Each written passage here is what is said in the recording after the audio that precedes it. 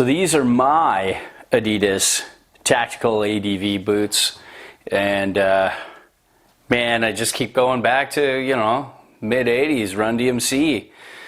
I was making turns with these and going, my Adidas, and I love these boots, and doing it nothing like Run DMC, but trying to, and that's really all that matters, right? So, I mean, these boots are definitely my favorite of the entire line for a lot of reasons. They're just, you know, first off, the shock absorption's the best in the business. Second off, the footprint is the best in the business. It has the most reduced footprint I could find out there after testing all these boards. Before, Burton used to be like this to Adidas boots, and now Adidas boots are like this to Burton boots. And Burton boots are still reduced, and they're still very good in terms of footprint reduction, but these now just lead the industry. And then, you know, this Energy Boost shock absorption is the same thing in the Adidas Energy Boost boot, and it's just exceptional. Then another reason why I really love this is the articulating cuff. It just helps retain the flex a lot longer. And then you have this rubber spine here that helps retain the flex as well. And I'm just going to dangle the laces here.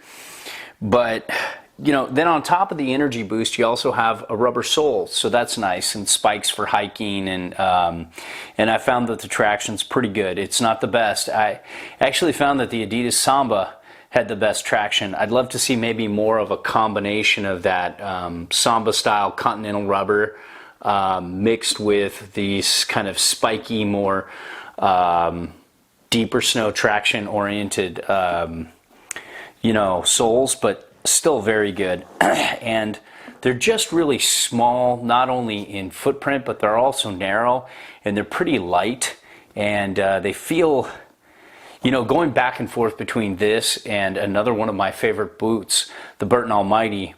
The Almighty feels just so much bigger after wearing Adidas first and switching back and forth, which is kind of interesting. Now, to some of the negative points.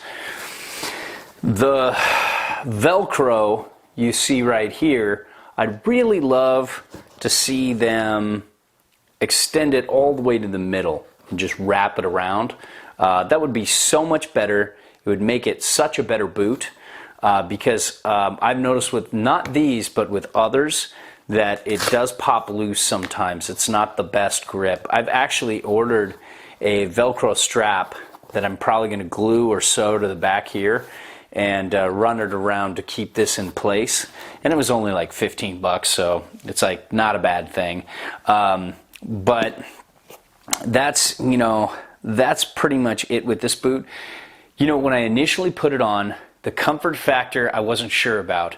I had just slight pressure points right in the ankle, but what I did is the day before I rode them for the first time, I put them in a boot heater overnight, just, you know, a little tubular boot heater that has warm heat, and I just let them kind of heat up all night. Then in the morning I put it on a Dry Guy boot dryer that, I think it's Dry Guy, but it's like it powers up hot heat, and it's like a blow dryer up into the boot. And for a half hour, when I got up in the morning, I was making coffee and that kind of thing, having a little breakfast, I had that running into it.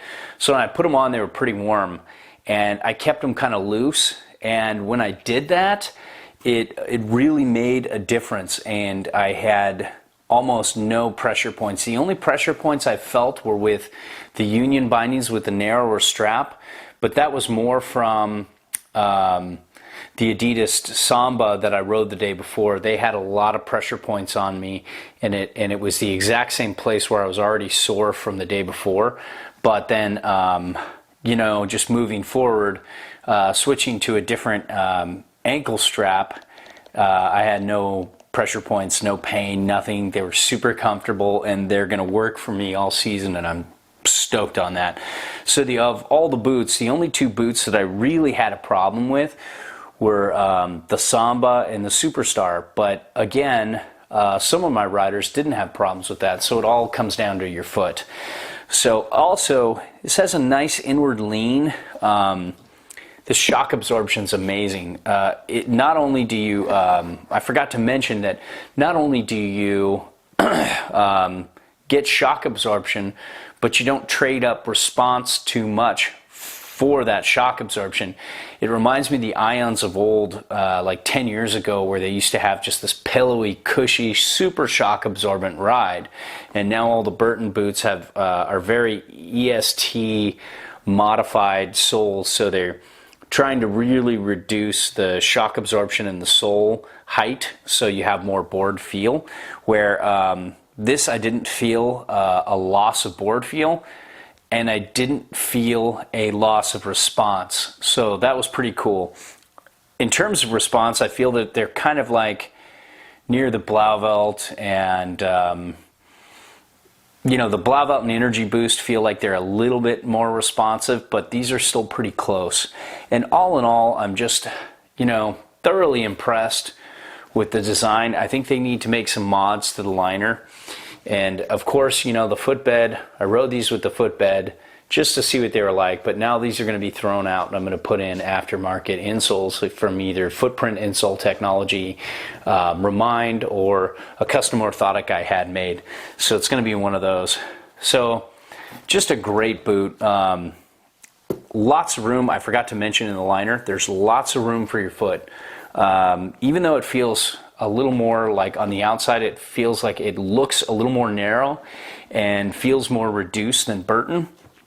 I felt a little more room width-wise in my foot than I did my Almighties, but just by a little bit. Not enough to really say like, hey, if you're a true wide foot, get these boots. No, I wouldn't say that, but I'd say if you tend to lean a touch towards the wide side, then they might work.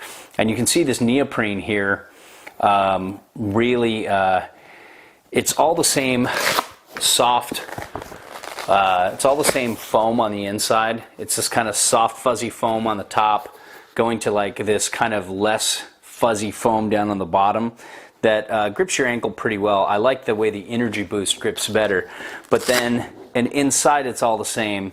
It's all this throughout this neoprene section, but this is a little thinner and it feels like it stretches out more on the sides, gives your feet more room to move. You have the same thing going on in the heel too. Heel hold I felt was great. And look, don't fear traditional lace. It's just silly to do that. Traditional lace is not that hard to lace up. It's not that hard to undo, and you get more lacing options. You have all these individual rungs to dial out a custom fit. So that is the Adidas Energy Boost. It's the best boot I feel in their line right now, and it fits with a wide variety of boards, and I'm just stoked to have this in my line. I'm stoked to be on a new boot, and this and the Burton Almighty will be two of my favorites, boots that I'll be using a lot this year to demo bindings and boards with.